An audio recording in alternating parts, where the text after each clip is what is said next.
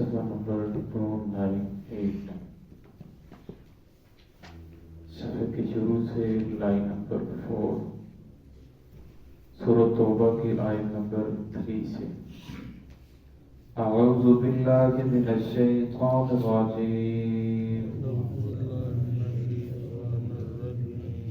बिस्मिल्लाहिर रहमानिर रहीम। इल्लल्लज़ीना आहादतुम मिनल मुश्रिकीना सुम्मा लम यनकुसूकुम शैअन वलम युज़ाहिरू अलैकुम अहदन फ़अतिम्मू इलैहिम अहदहुम इला मुद्दतिहिम इन्नल्लाहा युहिब्बुल मुत्तक़ीन फ़इज़न सलखल अश्हुरुल हुरुम फ़क़्तुलुल मुश्रिकीना हैसु वजदतुमूहुम वख़ुज़ूहुम वह्सुरूहुम वक़उदू लहुम कुल्ल मरसद फ़इन ताबू वअक़ामुस्सलात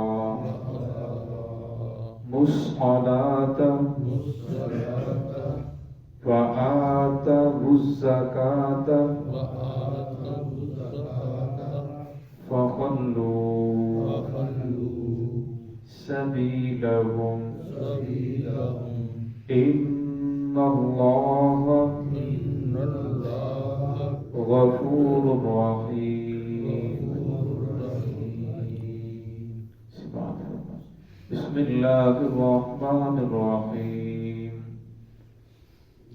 इल्लल्लज़ीना आहादतुम मिनल मुश्रिकीना सुम्मा लम यनकुसूकुम शैअन व लम युज़ाहिरू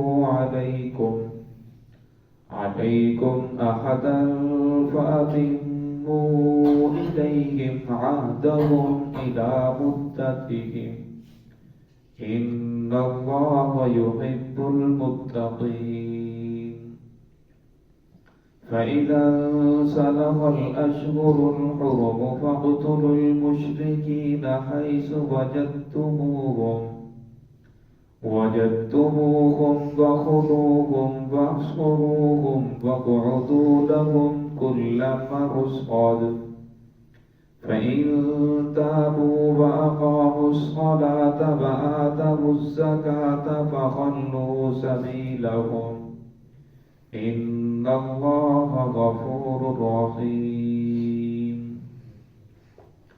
इल्लल्लज़ीना आहादतुम मिनल मुश्रिकीन, मगर वो लोग जिनके साथ तुमने वादा किया है मुशरिकीन में से, सुम्मा लम यनकुसूकुम शैअन, फिर उन्होंने उसके अंदर कुछ कमी नहीं की, वलम युज़ाहिरू अलैकुम अहदन, और न तुम्हारे खिलाफ किसी एक की मदद की है, फ़अतिम्मू इलैहिम अहदहुम, बस तुम पूरा करो उनकी तरफ उनके वादे को, इला मुद्दतिहिम, उनकी मुद्दत तक, इन्नल्लाहा युहिब्बुल मुत्तक़ीन, बेशक अल्लाह रब्बुल इज़्ज़त मोहब्बत करते हैं मुत्तकीन से, परहेजगार लोगों से, नेक लोगों से।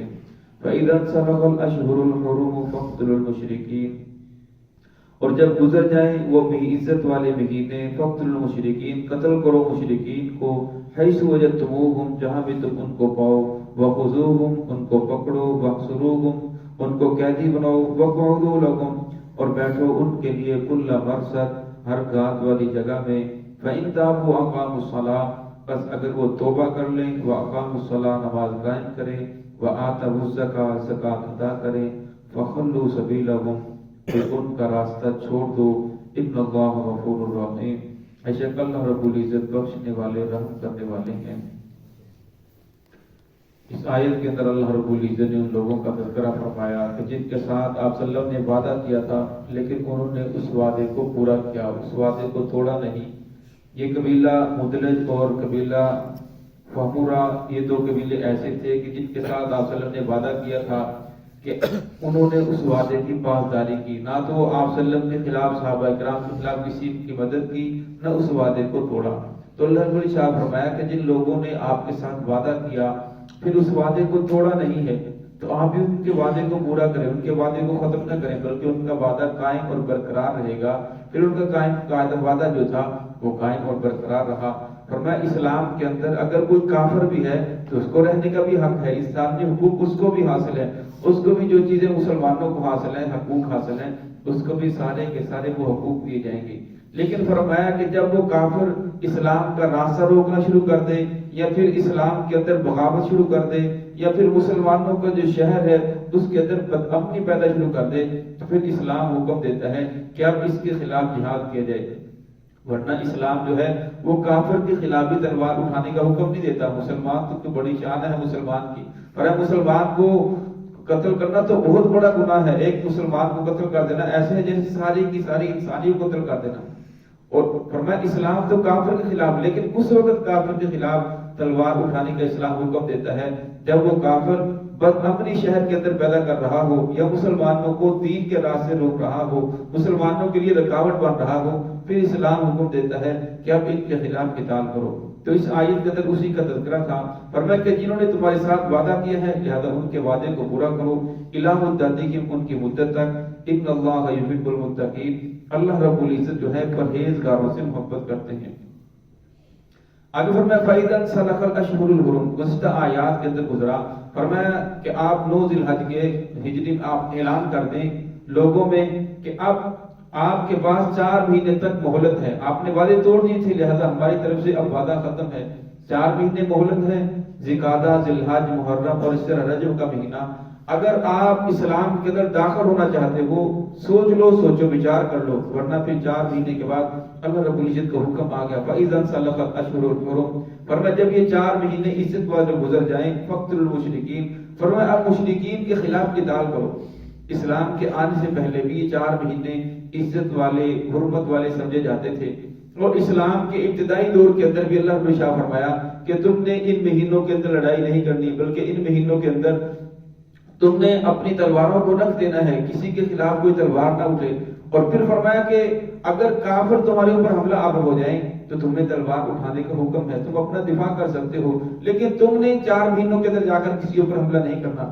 اور پھر سورت کے آخر میں آئے گا اللہ رب العزت نے پھر اس حکم کو بھی ختم کر دیا، فرمایا اب تمہیں اجازت ہے کہ ان مہینوں کے اندر بھی تم کفار کے اوپر حملہ کر سکتے ہو جو اسلام کو، مسلمانوں کو نقصان پہنچانا چاہتے ہیں۔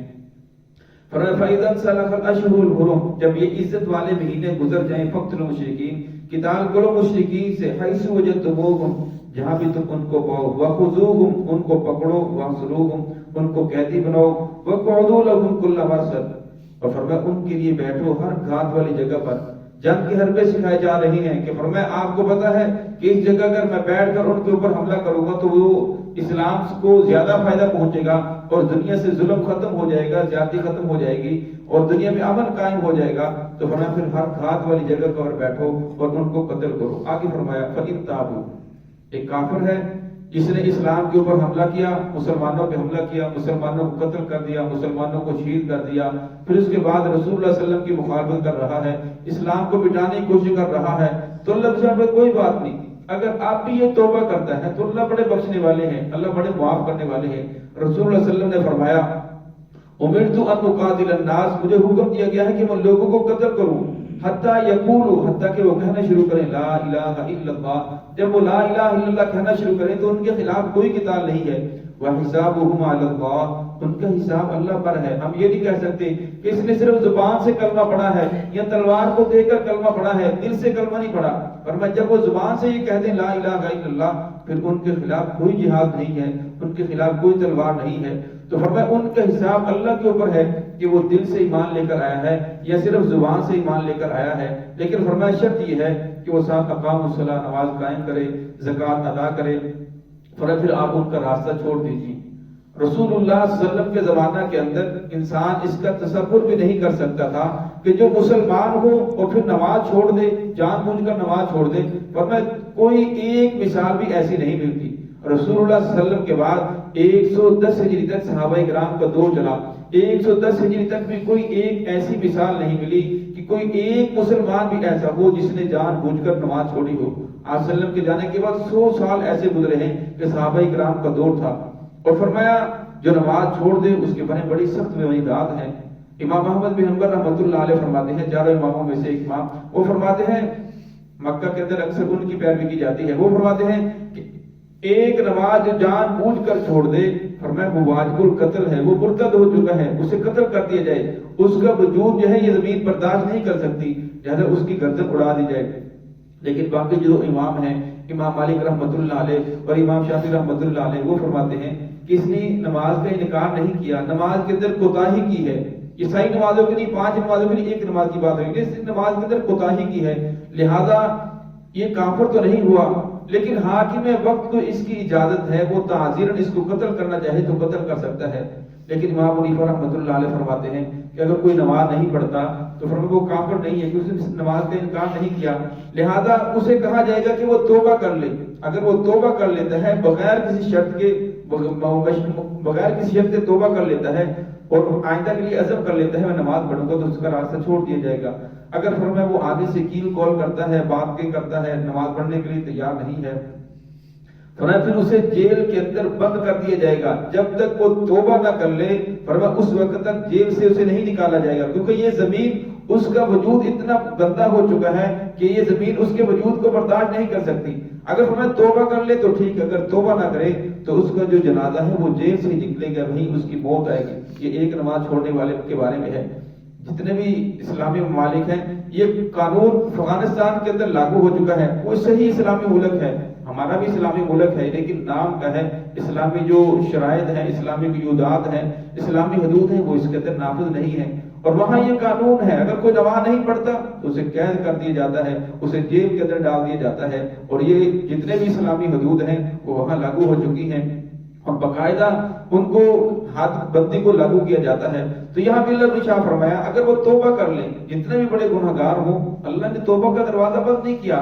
فرمایا وہ توبہ کر لیں، وَأَقَامُوا الصَّلَاةَ، نماز قائم کریں، زکوٰۃ ادا کریں، فَخُلُّوا سَبِيلَهُمْ، پھر آپ ان کا راستہ چھوڑ دیجیے. یہ پہلے بھی کئی بات عرض کی گئی کہ کچھ چیزیں ایسی ہیں جو توبہ سے معاف نہیں ہوتی. اب نماز ہے، روزہ ہے، اور اسی طرح جو عشر ہے، زکوٰۃ ہے، انسان کروڑ مرتبہ توبہ کرے تو فرمایا یہ انسان سے معاف نہیں ہوں گے جب تک نماز کی ادا نہ کرے، جب تک روزے کی قضا نہ کر لے، اور جب تک حج ہے جو اس کے اوپر عشر ہے اس کو عشر کو ادا نہ کر دے، جب جو زکوٰۃ ہے وہ اس کو ادا نہ کر دے، فرمایا اس وقت تک کوئی انسان سے معاف نہیں ہوتی. فرمایا نماز بھی توبہ سے معاف نہیں ہوگی جب تک اس کی قضا نہ کرے. تو قضا کے لیے یہ ہے کہ سنتے نہیں پڑے گا، صرف فرائض پڑے گا اور وتر پڑے گا، وتر واجب ہے. اور قضا جب چاہے کر سکتا ہے، 3 اوقات کے علاوہ جب چاہے قضا نماز پڑھ سکتا ہے. 3 اوقات جو ہے جب سورج طلوع ہو رہا ہو، سورج غروب ہو رہا ہو اور زوال کے وقت، یہ 12 سے 15 منٹ ہوتے ہیں. ان اوقات کے اندر نماز پڑھنے سے منع فرمایا، باقی ہر وقت فرض نماز پڑھی جا سکتی ہے. اور 5 اوقات اس کے ساتھ 2 اوقات کو شامل کر لیں جن کے اندر نفل پڑھنے کی اجازت نہیں ہے. فجر کی نماز کے بعد یعنی طلوع فجر کے بعد، فجر کی نماز جب فجر کا وقت شروع ہو جائے اس وقت کسی نفل پڑھنے کی اجازت نہیں ہے. اسی طرح عصر کی نماز کے بعد بھی نفل پڑھنے کی اجازت نہیں ہے. ہاں قضا نماز پڑھ سکتے ہیں کیونکہ وہ فرض ہے، سجدہ تلاوت وہ بھی فرض ہے، نماز جنازہ وہ بھی فرض کفایہ ہے، وہ بھی پڑھا جا سکتا ہے، نفل نماز نہیں پڑھی جا سکتی. تو فرمایا اللہ رب العزت نے بندے کو چھوٹ دی ہے. فرمایا اگر رہ گئی تو بندہ بعد کے اندر اس کی قضا کر لے. اور فرمایا جب وہ انسان قضا بھی نہیں کرتا، صرف توبہ کرتا ہے کہ بس توبہ کر لی اللہ تعالیٰ نے پچھلے گناہ معاف کر دیے، فرمایا ایسا نہیں ہوگا جب تک انسان اس کی قضا نہ کرے۔ اس لیے انسان کو اس کی کوشش بھی کرنی چاہیے کہ جو انسان تہجد کے لیے اٹھتا ہے، اگر وہ یہ نیت کر لے کہ یا اللہ میرے ذمے نمازیں باقی ہیں، لہذا وہ نمازوں کو قضا کرتا ہوں، اگر تو نے مجھے توفیق، یہ فرمایا اللہ رب العزت فضل فرمائیں گے اس کے اوپر بھی، اس انسان کو تہجد کی نماز کا اجر عطا فرمائیں گے۔ اور فرمایا جب وہ انسان کے ذمے سے ختم ہو جائیں تو اس کے بعد نوافل پڑھے، صرف نمازوں کے بعد جو نوافل ہیں تو انسان کوشش کرے ان کے اندر جو انسان کی فرض نمازیں رہ گئی ہیں وہ پڑھ لے، اگر اللہ نے فرصت دی ہے تو پھر نوافل بھی پڑھ لے، تو انسان کو اس کا اہتمام کرنا چاہیے۔ اگر فرمایا فخلوا سبیلہم، پھر ان کا راستہ چھوڑ دیجیے، ان اللہ غفور الرحیم، اللہ رب العزت بڑے بخشنے والے ہیں اور بڑے مہربان ہیں۔ تو ہے کہ اللہ رب العزت ہم سب کو صراط مستقیم چلنے کی توفیق عطا فرمائے۔ بسم اللہ الرحمن